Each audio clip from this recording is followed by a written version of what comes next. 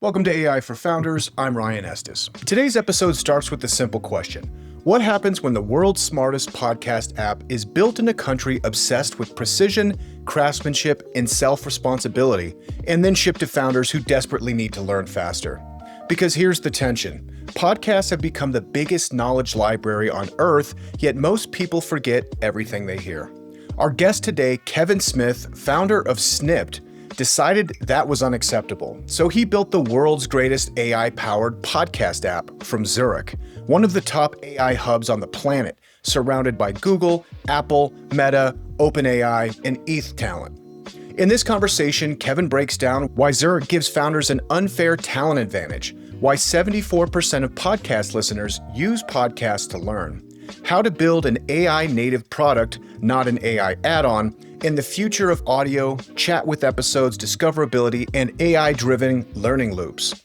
If you're a founder who listens to learn, builds with AI, or wants to extract every hidden insight from every episode you hear, this episode is absolutely for you. And if this episode electrifies your brain like it did mine, go join the 27,000 founders reading AIforfounders.co. It's where ideas go to level up. Subscribe to the newsletter and your future self will thank you, possibly with equity. It's the only newsletter where AI founders and impossible ambition collide at full speed. And if you enjoy today's episode, please leave a review, ideally the kind of review that makes future generations wonder if we paid you. Today's episode is brought to you by Kitcaster, the platform that's helped over 800 founders land high-value podcast interviews that turn into customers, partnerships, and real revenue. Look, the hardest part of being a founder isn't solving the problem, it's getting people to care that you solved it. That's why the smartest founders outsource the headache. Kitcaster builds your podcast tour, books the shows your buyers already love, and gets you in front of audiences that convert. No cold outreach, no pitching yourself, no praying somebody responds to your LinkedIn DM. Just powerful host-read social proof, evergreen content clips, and dozens of authority-building interviews that feed your entire content engine for months. Kitcaster's worked with unicorn founders, bootstrapped killers, and the most interesting operators in SaaS, AI, climate tech, health, fintech, consumer, and beyond. If you're ready to turn your story into a growth channel, visit kitcaster.com and apply. Because in 2026, the founders who get on podcasts get the market. That's Kitcaster by Moburst.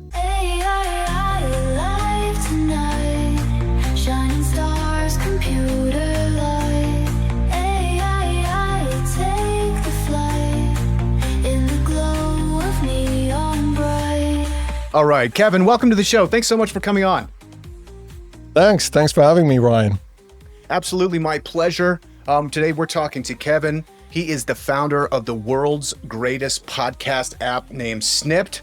I absolutely love it, and I want to talk all about podcasts and the app and all that. But first, I'm very interested because you guys are based in Switzerland, Zurich to be precise, and this is one of the few places outside of Colorado that I actually have been to. So do you think there's a competitive or unfair advantage you have headquartering a company in Zurich, Switzerland?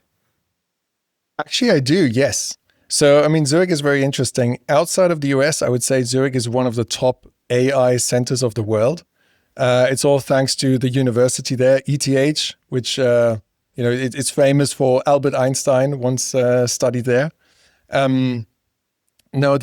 This university has pulled in so much tech talent over the years. It's actually the largest tech hub of Google outside of the US.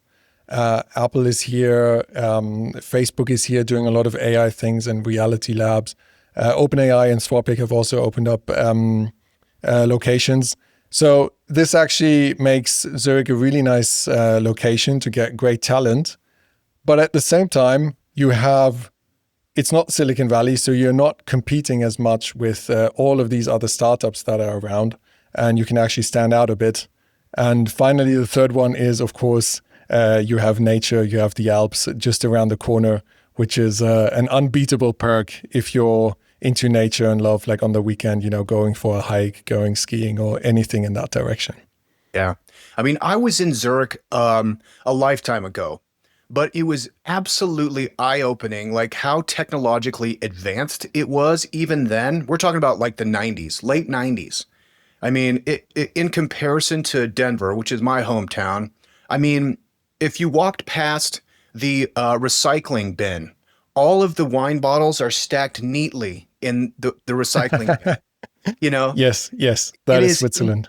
immaculately clean everywhere. You know, when you go to the countryside and you see the cows in the countryside, they're all brushed and they have like a beautiful leather Yeah, collar with a beautiful brass bell. Like yeah, everything is like really touched and placed. And you know, when I was there, I was a teenager and I met all these other teenagers. They're kind of the rejects that got kicked out of school. It's pretty amazing because they learned English from watching like Goodfellas and The Godfather. So they all had just these unbelievable nice. potty mouths. It was incredible. But running around with them was an absolute blast. I mean, it was so fun. And what was interesting to me is that they all had different internships. So, you know, one was becoming a florist. And at the time, you know, a florist is a six-figure job. One was becoming a carpenter, and this is like a 6-year apprenticeship. So it's just an interesting culture because they pay attention to craft in a large way, which I always really appreciate. There seems like there's kind of a tension between art and craft. And in recent years, I've become a little disillusioned and bored with art, but I always find pleasure in craft. Do you think that rubs off a little bit being in Switzerland? 100%. So the way I love to, let's say, characterize Switzerland is it's a country where everyone living here has this. There's actually a German word for it. There's not the best English word, but basically it means you have self-responsibility. So instead of what that means is instead of creating rules and forbidding all of the different things, people have a certain sense of no, I should do the right thing. And you know, you talked about these wine bottles that were stacked neatly next to the container. That is sort of a cultural thing. We're growing up here. People just learn like, no, you should do that, and then people do it. But thanks to that culture being there, that actually creates a quite liberal society where you do not have to create too many rules. Like you do not have to forbid everything. And that was actually something that became quite evident during the COVID years. Because Switzerland, for those people who are not as familiar with like European geography, Switzerland is just neighboring Germany. And in Germany, the COVID rules were much, much stricter, very, very, very strict. And Germans, they didn't understand like why is Switzerland being so like relaxed about these rules. But the reason is because the culture is actually that people do not like they realize the situation. Then okay, maybe you shouldn't go to the next like big party and then visit your grandmother the next day. And if you have that, then you do not need as many rules, which creates more freedom, which I really love. So that's like the number one thing that I like how to characterize Switzerland. And the second one is you called it craft. For me, it's a society that values quality. And this is actually for me like at the upstream where everything else is downstream of that. You can sell a product here which is higher quality. You can sell that at a higher price. And people will be willing to pay that higher price because they get the quality. And that creates a market where higher quality goods will be created. And I see, like my impression when, for example, when I go to the UK, and to be honest, also when I go to the US sometimes, there are certain things where I have the impression not too many people value a certain quality, and that's why it doesn't exist in the market. Because of course, like creating that quality costs more, but if you don't get the price for it, if the customer in a way is not willing to pay the money for it, then you're just losing money. So the market converges towards the cheaper and then less high quality good. So yeah, that's what I really like about Switzerland. Yeah. I mean, the value just compounds over centuries ultimately. Like there has to be a kind of a standard and then people follow that and it just elevates and elevates. You know, I mean, truly like pushing the boundaries on all the kind of major social issues of our time. I remember like cannabis was legalized. It wasn't legalized, but you could go buy cannabis and it'd say aromatherapy. I was like, okay, yeah, I guess so. I mean, when people would come to a stop at a traffic light, they would turn their cars off because they didn't want the exhaust to like pollute the neighborhood. I mean, the kind of conscientiousness is just unbelievable when you flash forward to any major city in the United States, and people have their pants off, smoking fentanyl off foil with a syringe sticking out of their neck, throwing Slurpees at each other. The states have a long way to go before we reach that kind of civilization. Oh, Yeah. Yeah. okay, I've got a confession. As a podcaster and founder, I'm constantly meeting incredible people, guests, listeners, or other entrepreneurs. But here's my little secret. I'm terrible at following up.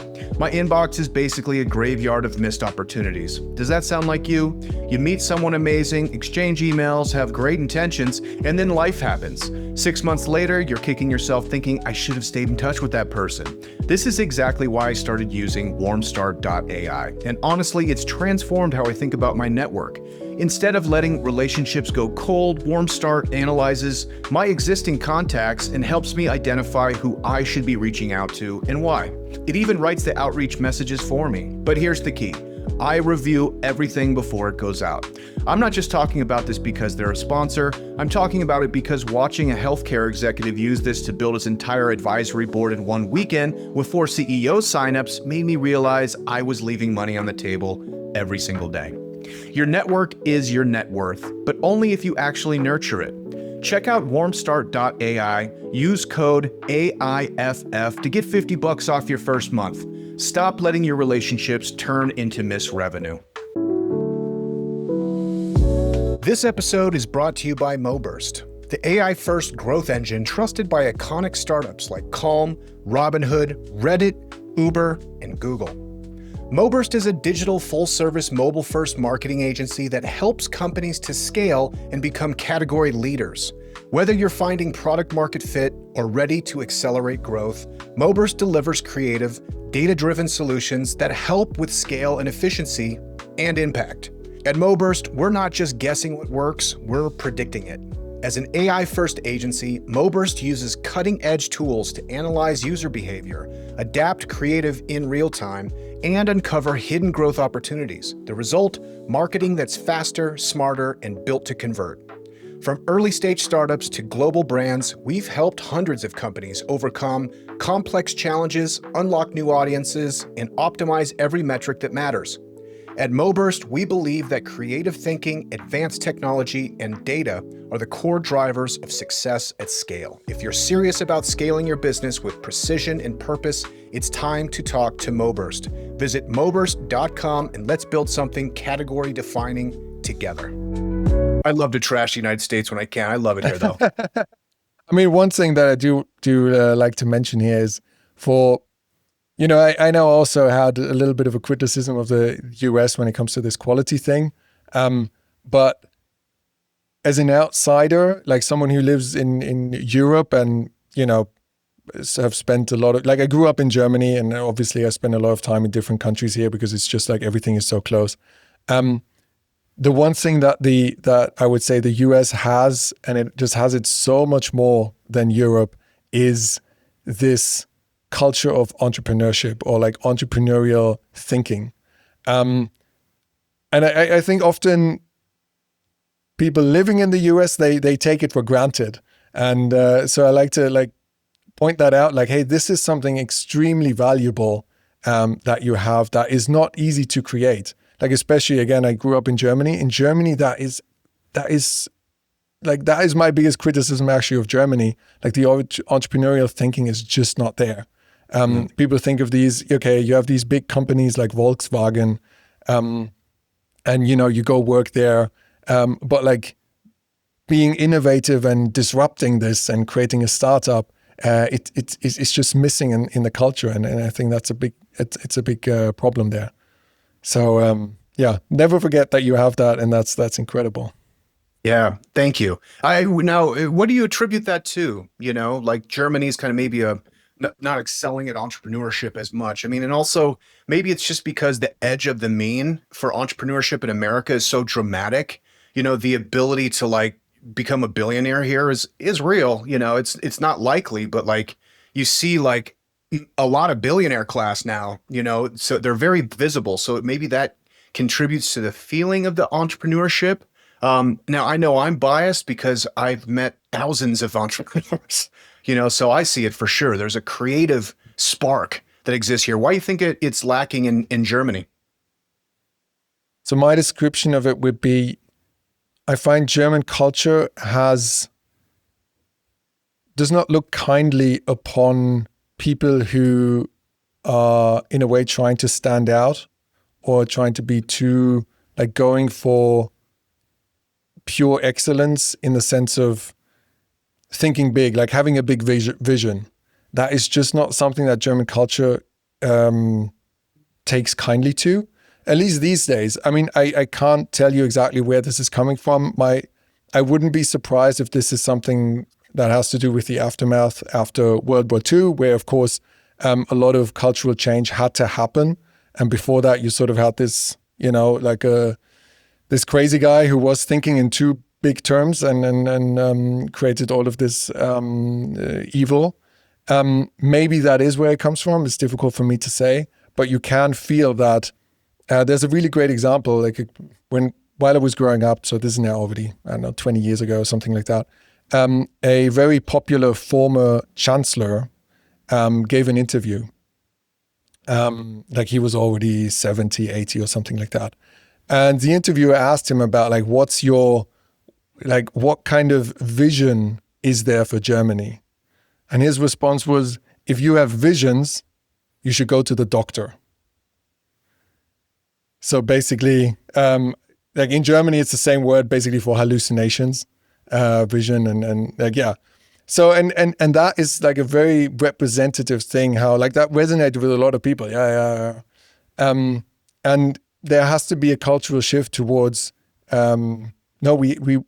we have to allow people who might be then also sometimes a bit crazy, they think differently, but they go for something and they have this big vision, and sometimes you don't reach it, and then that's okay, because that's in the next thing. Like failure is not as culturally accepted. It's more like, if you do a company and fails, that guy didn't, I always knew that guy had no clue about this whole thing, like with this whole big vision, and he wanted to go to Mars. How stupid was he?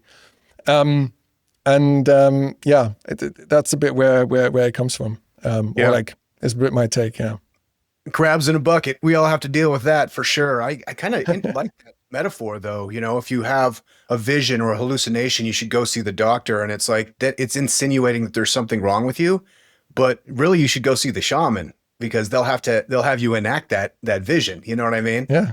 That's really, yeah. I grew up with the Lakotas, and if you have a vision, then they're like, congratulations, that's exactly what you're going to do. So there's that aspect. Amazing, yeah.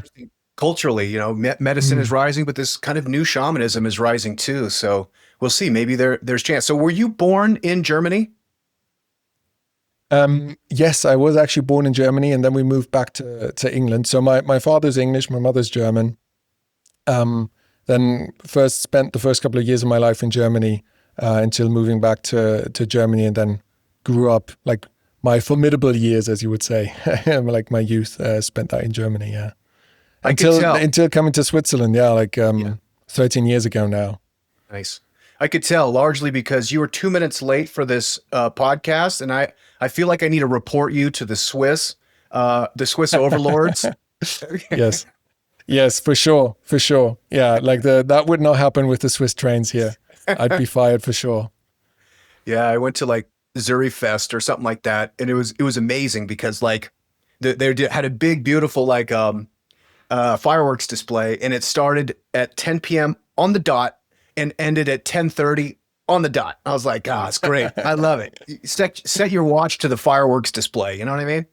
Yeah. I mean, one thing that often when I have visitors here who are not as familiar with Switzerland, we're standing on the train platform, and at some point the announcer says, "We're very sorry, the train is delayed by 2 minutes." And they're like, "What? Why was there an announcement? 2 minutes late? That's not late. That's just that's early." That's a rounding margin. What are we talking about? Yeah. I appreciate it though. It's great. Awesome, man. Okay, let's get into it. I'm really excited about your product. Snipd is a podcast player. And I encourage everybody to go pause the podcast, whatever you're listening to it, or you're on Spotify or you're on Apple, whatever, pause, go to the app store, go get Snipd and listen to the rest of this album or this podcast episode. Also, subscribe, like, and follow over there. Could use it for the algorithm. But it's extraordinary and you're going to love it. So Kevin, break down Snipd for us, exactly what it does and who it's for. Yeah. So Snipd is an AI-powered podcast app for people who listen to podcasts to learn, to follow their curiosity, to become more knowledgeable. And the feature that we're most known for, where also the name comes from Snipd, is that whenever you hear an incredible insight that you want to remember, you can just tap your headphones and the AI saves what you just heard as a clip and creates a summary of that insight. And this created object, we call it a snip. So the clip together with the transcript, with this AI-generated summary. And the snip is now saved in your knowledge library. You can come back to it at any time. You can share it with friends. You can post it on social media. Or if you're into note-taking, you can even connect it with your Notes app. So this is what we're most known for. But over the days, our vision has become bigger and bigger. Like basically what we want to do is we want to build the number one spoken audio platform for people who listen to learn, follow their curiosity, become more knowledgeable, as I mentioned earlier. So we've built and we keep building all of these AI features that help you on this journey. So for example, on Snipd, you can chat with a podcast episode, the same as you can chat with ChatGPT in order to look something up, retrieve something, get a custom summary, like get some notes out of it for afterwards. We identify all of the books that get recommended on an episode. So in case we get around to books later, we identify all of the books. We show them to you in a nice way. With one tap, you can go to a platform where you can buy them. We identify all of the guests. We create a mini bio around the guests. You can then see all of the episodes that the guests have been on. You can find similar guests in order to discover more. If you see, oh, this is an expert on sleep, like what other experts on sleep have been out there on podcasts. And we have a lot more ideas for the future, which maybe we can talk about later. But it's all driven towards, if you are someone who again sees podcasts actually as one of the largest sources of knowledge out there, and that's one of the big reasons why you listen. That's who we're building Snipd for. And I feel like you built this app for me and for listeners of this podcast, because the way you're talking about it and the way it's being presented and marketed as podcast being a place you go to learn. I mean, if you're on the homepage, you've got Huberman, you've got Lex, you got Lenny's podcast on there. These, acquired, these are in steady rotation for me. And this idea of going to podcasts as a source of learning, and you can use the snip to remember, to share it, like you said, but it's an interesting position largely because people that go to podcasts to learn are maybe 1/10 of like the greater podcast market. I mean, if you think about the biggest podcasts or the biggest podcast category, it's like true crime. It's like, kind of C-list celebrities just having fun, comedy podcasts. Why specifically go after folks that want to learn with podcasts? Yeah. So, I mean, the why is actually quite simple because at the end of the day, I'm building this product also for myself. Yeah. So I'm the number one customer, the number one target audience. Like my journey came a bit from, I was always someone who, growing up, I looked at all of these books, like nonfiction books that sounded super interesting, and I wanted to get that knowledge out of these books and into my brain. But I had one big problem, and that was I really, really did not enjoy the physical act of reading. I enjoyed gaining that knowledge and thinking about it, but like this reading, I just did not enjoy it. And at some point, I discovered audiobooks and podcasts. And actually, my game changer moment was before I started Snipd, I joined an early stage startup here in Zurich, and that was my first experience in the startup world. I had no idea. So the founder recommended this podcast to me called How to Start a Startup, which was done by Sam Altman long before he was at OpenAI, actually. He was at YC, yeah. Yeah, exactly. He was the CEO of Y Combinator. And every single episode, it was basically a course that he taught at Stanford and turned into a podcast. Every single episode was, one of the biggest entrepreneurs at the time talking about one particular aspect. And here I was, in Switzerland and Zurich, on the other side of the planet. I was riding my bike to work every day and then just learning from these incredible people.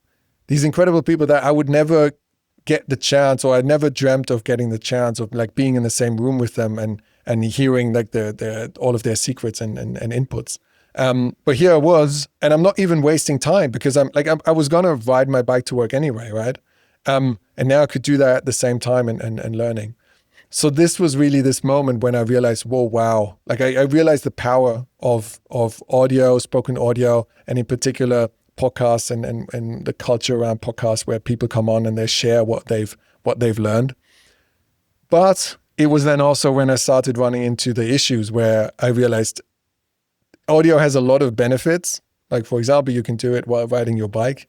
But it also comes with some drawbacks, which, this goes back to the snipping. You hear something amazing, you're like, oh my God, I need to remember this, but I'm on my bike. So you need to get off the bike, you take out your phone, you open up the notes app, you write it down, and then you get back on your bike and you write again. You do that like 2 or 3 times until you think like, oh my God, like if I continue like this, I'm never going to make it to work. So you stop doing that. And then at work, you want to tell your friends, like your colleagues about it. You've forgotten it again. So then you try to find the moment in like the episode, or you try to explain it to them. It's like, no, that's not, that's like, I can't communicate it the same way as actually the guest said it, like, Peter Thiel has this way of formulating it directly. Let me find it. So then you try to find it in the episode, like you hit that, there's like the skip 20-second button, like you hit that like 50 times. And then you actually do share an episode with, I don't know, your partner. Like I've had these situations where I listened to an episode, it changed my life, and then I sent it to a friend, like, hey, you really have to listen to it. And a week later, I asked them, like, hey, did you listen to it? And look, of course they didn't.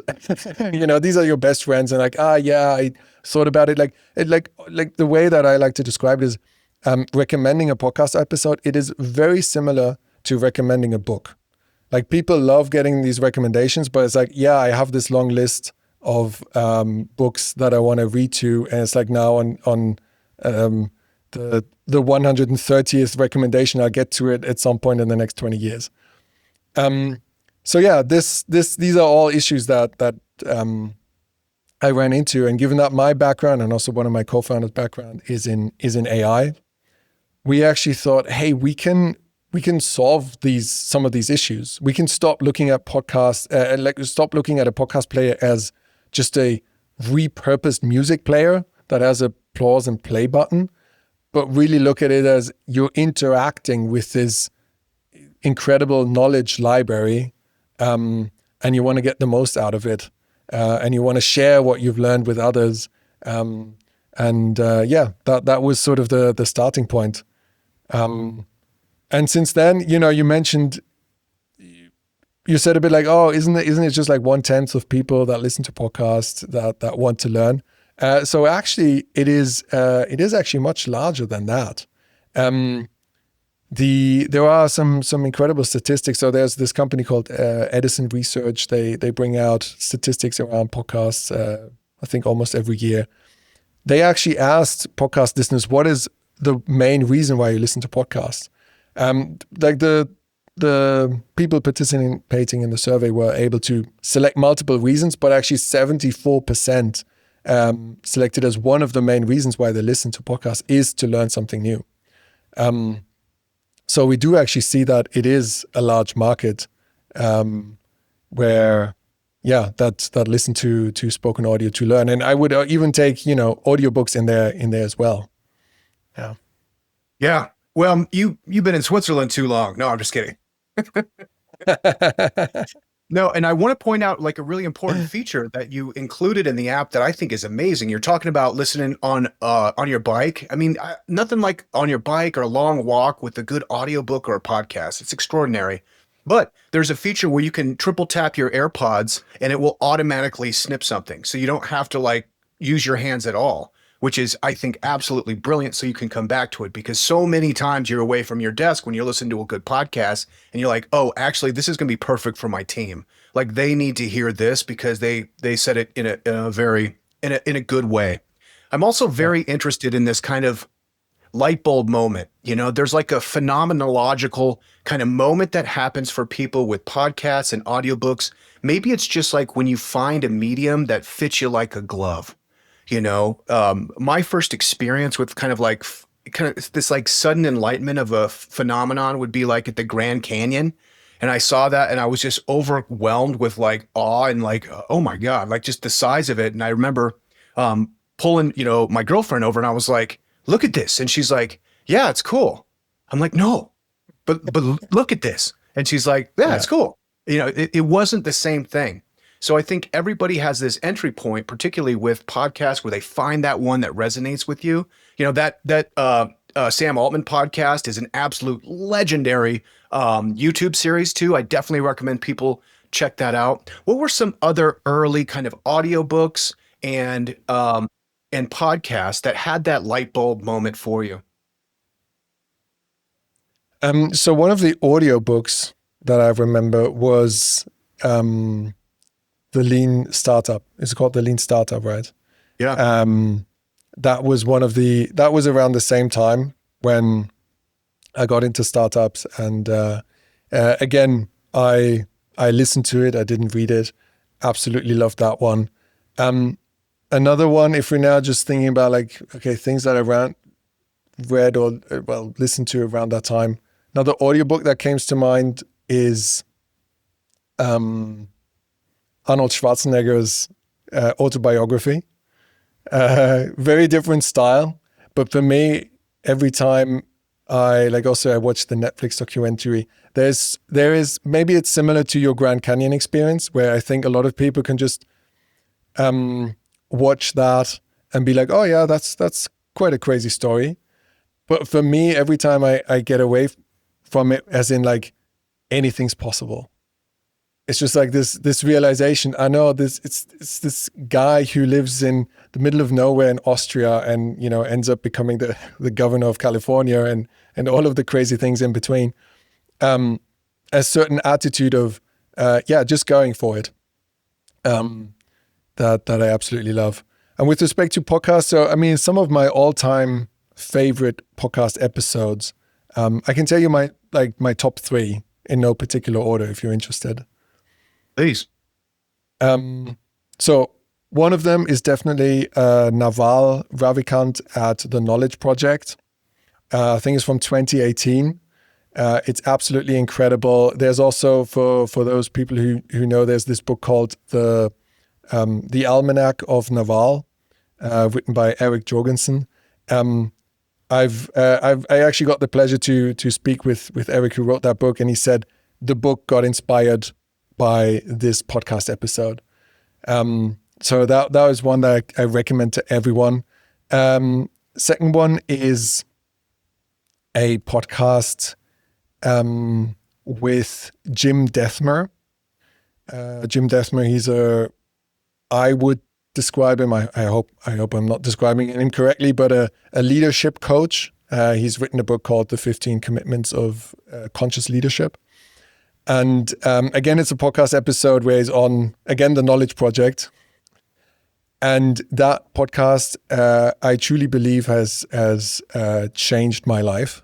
He introduces a simple concept of being above the line or below the line, which in a way just means like, are you feeling like you are in a good place right now? Or are you acting and reacting from a place of maybe fear or you're unhappy with something, you know, or envy or anything of like these negative feelings? Is that what's happening right now? And just the realization of, well, are you above that line or below that line, and communicating that with others has changed my life. It has changed all of my relationships. My wife, I forced my wife to listen to it. Back then, she was not yet my wife. But I think that has been one of the keys of that our relationship works. And the third podcast episode is Joscha Bach. He's an AI researcher. Joscha Bach on the Lex Friedman podcast, episode 101. I just recently listened to it again, where he talks about consciousness, intelligence, and what it all means, theories of how it could be created. And it's just completely mind-boggling. Like, I usually listen to podcasts at 1.8 speed. With Joscha Bach, I listen at 1.x speed, and every 2 minutes I pause and think about what he said. Yeah. Cool. Which episode was this on Lex? I think it's 101, Joscha Bach. All right. I'm going to put that on the playlist. That sounds amazing. Definitely. And I think we're so spoiled, that with Snipd, totally free, by the way, there's we're going to get into the AI application on Snipd, which is really interesting, but it's totally free. People just can use that as their primary podcast player. But the fact it's free, it's just unbelievable. I mean, I remember the way I got into podcasts was actually when I was a kid. It was before podcasts. Podcasts hadn't been invented yet, but I was a music guy. You know what I mean? I would go to the record store every Tuesday, and whatever came out, I'm getting Dr. Dre The Chronic. I'm getting Doggy Style. I'm getting Diggable Planets. I'm getting Tribe Called Quest. I was living, and then I would look at the liner notes and I would see the samples, and then I'd go to the jazz section and go buy the records that they were sampling. And it was this whole amazing experience of buying music that we don't have anymore as much with Spotify and whatever. But I also spent every single cent I had on music. And I was broke as a kid because I spent all my money on music. But there was one time, went to a used bookstore, and I found a used Alan Watts audiobook set. It was 8 CDs. And I had read The Way of Zen, and I was like, oh, this is cool. And so I got that, and I stopped listening to music for a year. And all I did was obsess on these lectures from Alan Watts. And I mean, his books are great, but that guy is an orator. I mean, he is the Charlie Parker of Zen talks. You know what I mean? He is extraordinary and a great entertainer. So I became obsessed with that. And then ironically enough, my first podcast was a podcast called Field of Weeds. And it was this white dude from California that was an expat, went to Korea and lived in a Zen monastery for 15 years, was a Zen monk. And then he came back to LA and he was working construction. And he did this whole series of essays about his experience, as kind of coming back to the United States. It was amazing. I don't know if it's still out there. Shout to Henry Gravenberg. After, and this is another great thing about podcasts is you like a show, boy, you can reach out and meet them. It's not like they're in an ivory tower somewhere. So that was the first podcast I really got into that gave me that same Alan Watts feeling where I was like, okay, wait, there's a podcast about everything. Whatever I need to understand, I need to go get it. And for me, I'm a lot like you, that I want to consume in solitude when I'm doing something else. You know what I mean? If I'm washing the dishes, I got the headphones in. If I'm riding my bike, I got the headphones in, and I'm listening to podcasts. And it's amazing. And I think also it lends itself to this kind of phenomenological experience because they describe audio as being a warm format. Video's cold. You look at video and people are watching this on YouTube, shout out, I need the followers over there on YouTube. But man, you start looking at my face and you're like, why is Ryan wearing that weird rose shirt? What's going on? Whereas audio, all you're hearing is the inflection, and your brain can be creative and fill in the dots, and it can pull the insights and apply it while you're listening to it. It's amazing. Now let's talk a little bit about the very novel and unique UI or AI applications for Snipd, because you really describe this as being AI native. It's not like this was tacked on, now with AI. Really you built it from the ground up with AI in mind. So talk about some of the features that are AI native in Snipd. Yeah. I mean, I think the best example is actually the snipping. Because if you look, I would say one of the criticisms of attaching AI to an existing product is often it's just like, let's put a chatbot, like a chat field there, and now you can chat with it. But it doesn't necessarily, it's not natively integrated into the actual experience, what it does. And of course, we're still early in this journey with AI, and the biggest AI product on the planet is ChatGPT and, like the Claude and all of these variants of it. So it is currently a text native, the AI is currently mostly text native, even though some other experiences are coming along. But the way that we thought about it is it has to be natively integrated into what the user is doing. And for us, that they are listening to podcasts, right? They are not interested in taking out their phone and then writing something down and then putting your phone away again. Often, again, if you're riding your bike or like driving is even a better example, you just cannot do that. So instead of forcing the user to change like what they're doing, how they're doing it, we actually thought, how can we bring AI to the user? Which then, comes with, hey, you can just tap your headphones, and now the difficult part, which was, hey, you writing down, hey, what they just said, what was that quote, what was that idea? That's now the thing that AI can do for you. So this I think is one example of where we thought in an AI native way, but not by starting with the AI, but by starting with the user problem. Does that make sense? 100%. Absolutely. I love that. And there's a lot of applications here that I think lend itself to AI in a way that I'm interested in it, because you're right. Like chat blew up because it's a chat, it's easy to use. You talk to it, but you have to type into it. But typing sucks. I want to be out of typing. And also, if I have to ask AI a question, I already know I'm too dumb and I'm asking the wrong question. I want the AI telling me what I need to know. And this ties into what hundreds of podcasters I've talked to, a big problem they have, which is finding new listeners. There is no good kind of like search directory for podcasts, so everybody's listening to Huberman, everyone's listening to Lex, everyone's listening to these giant podcasts, but there's going to be at least 50 that I know that are just as good, that don't have the audience. So what you've kind of created with these guests and by linking bios and other things is kind of Wikipedia it, I mean, another light bulb moment when you had Wikipedia and you could learn about Kevin, and then it like has a link to Zurich. You're like, oh, I'll bounce over there and learn about Zurich, and then I'll bounce over here. Having that ability is extraordinary, especially if now you have kind of user base that's doing snips all over the place. So you can just bounce to all these different snips and see, kind of what's resonating and kind of discover and explore podcasting. I think that's extraordinary. The other thing that people have tried many times is to put a social layer on top of podcasting, and that's also kind of largely been unsuccessful. But if you look at like TikTok, which people aren't going there to learn, why? But they do this extraordinary thing where they kind of like they lip sync like podcasts. A lot of Theo Von like lip syncing, where they're just like kind of like moving their mouth to Theo Von's words, which I think could be an interesting layer. Which again, coming from snips, and you find a snip and you're like, oh, I'm going to lip sync over this and put it on TikTok. And now you're starting to develop shareability and like the whole network effect, which I think could be really powerful. Yeah. So we do think about the shareability a lot.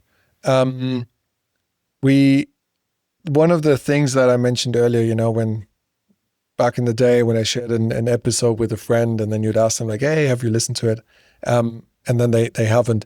That is one of the powers of the snips, right?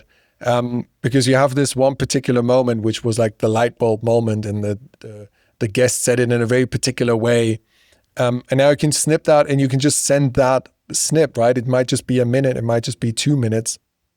And now it's much more lightweight to consume for the other side. But the thing that's then even more interesting for like the creators is usually it doesn't stop there, right? Like often, if you then see a short clip and you found that interesting, then that's what hooks you into like, okay, what is the whole episode about? I might need to queue this up and then and listen to it. from the Snip platform in and of itself, where we've landed in at least where we are today, things always change, but where we are today is that we want to enable the sharing. We currently don't see Snipd as the platform where the sharing happens, but we are actually leaving the sharing to happen on the messenger apps or the existing social media platforms. We also like talking to our users. The larger majority of users they want to share, but they want to share with their team. They want to share with their partner, with a friend. Like it's very intentional sharing. It's not just, oh, this was an outrageous moment. I'm sure I'm going to get 100 likes on my Instagram profile if I post this. But it's like, oh my God, this is exactly the growth challenge that we're having at the startup right now. And here's the founder of Grammarly telling us like, hey, they went through the exact same thing and this is what they changed. Hey, let's try this out as well. Yeah, that's amazing. So, I mean, like it learns again, like this is the generative aspect of AI where it's like, okay, I have 25 snips. It's going to get to know me pretty well. And then it can start recommending other snips. It's like, oh, you need to hear this. You need to hear this, and then you're like, you have this discovery moment. The light bulb keeps turning on. Exactly. Yeah. Okay. Yeah. And then in that direction, we have that's one of the directions where we have a lot of ideas and want to do a lot more experiments in bringing. Yeah, like one of the incredible things, like I remember that one moment when I met a Snipd user out in the wild, and he says to me like, "Hey, do you actually realize what you've built?" And I'm like, "Yeah, of course, like a podcast app and all of the stuff that I just mentioned." He's like, "No. Like you've created a way where basically you're crowdsourcing." Where are the best insights? And they now, if they come across a new podcast show, they actually go to Snipd and you can see which episodes have been snipped the most often. And that's actually the episodes that they will start to dive into because they know, okay, this is actually where most of the insights are. I need to look at this. So this, I still think we have so much more potential to, like we have this data and information, and there's so much more potential for us to bring this to all of the users in the most optimal way. Incredible. I want to give a couple of features and shout outs to Snip because we're not going to be able to get to everything. But the monthly on an annual plan is very reasonable, $6.99 per month. You get unlimited listening to all podcasts, unlimited core features. You have unlimited AI features for 1 million plus episodes. You can chat with the episode, which is super cool. Import audio files and YouTube in there. So if you get into snips, you want to have all your snips in one place, you can do that. You can do custom AI prompting and AI processing, which is extraordinary. Now, you have also been very generous that you're going to give away 12 free annual plans. And mind you, that means he's eating the cost for AI. It ain't cheap and it ain't free. But I think the listeners of this podcast are going to benefit so greatly from this app. It's absolutely extraordinary. So here's what you got to do to be in contest to get the free year of premium is go to Twitter, follow me at @GoRyanEstes, follow Snipd app, which is SNIPD_app, and follow Kevin Ben Smith on Twitter. Do those three things, and we're going to put it into like a randomizer, and we're giving away 12 free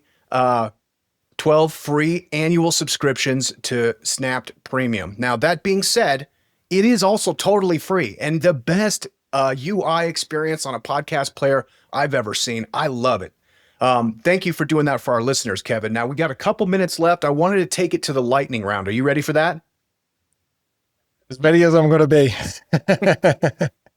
Okay, I see here you've raised 700,000 pre-seed. How big is the team? We have 4 people. 4 people, incredible. Is there a plan to do another raise? At some point, yes. We are in the fortunate position that we are break even.